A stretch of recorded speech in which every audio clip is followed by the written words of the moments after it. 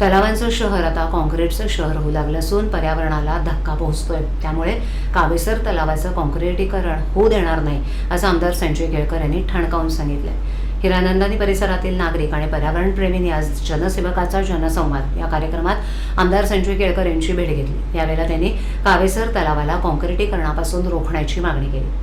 याबाबत बोलताना केळकर यांनी नागरिकांना आश्वासित केले। एकेकाळी ठाणे शहर हे तलावांचं शहर म्हणून ओळखलं जात होतं। आता अतिक्रमणांमुळे तलाव गायब झालेत। कावेसर तलाव परिसर पर्यावरणपूरक असून इथे विविध जातींचे पक्षी आणि जैवसाखळी अस्तित्वात आहे। काँक्रिटीकरणामुळे पर्यावरणाला बाधा पोहोचणार असल्याचं नागरिकांचं म्हणणं आहे। त्यामुळे तलावाची नैसर्गिक अवस्था टिकून राहील यासाठी प्रसंगी आमदार निधी देईन असंही केळकर यांनी सांगितलं। भाजपाच्या खोपट येथील 111व्या जनसेवकाचा जनसंवाद या कार्यक्रमात अनेक नागरिकांनी निवेदनाद्वारे तक्रारी केल्या।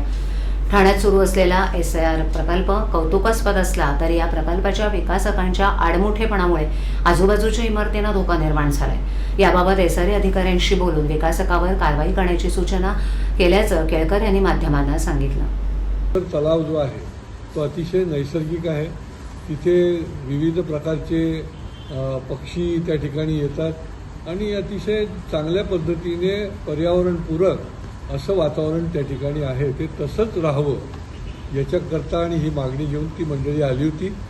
त्या ठिकाणी मी पण आधी गेलेलो होतो आणि त्याच्यामुळे मला त्याची कल्पना असल्यामुळे आम्ही त्यांना आश्वासित केलं की तो आपण प्रोटेक्ट करू, तिथे कुठेही काँक्रिटीकरण होणार नाही आणि त्या ठिकाणी कृत्रिम अशा प्रकारचं कुठलंही काम न करता स्थापत्य काम तो नैसर्गिक असा आपण तलाव ठेवू। म्हणजे ठाण्याच्या दृष्टीने ते एक वेगळं आकर्षण ठरेल आणि मी स्वतः त्याच्याकरता लक्ष पण घालणार आहे।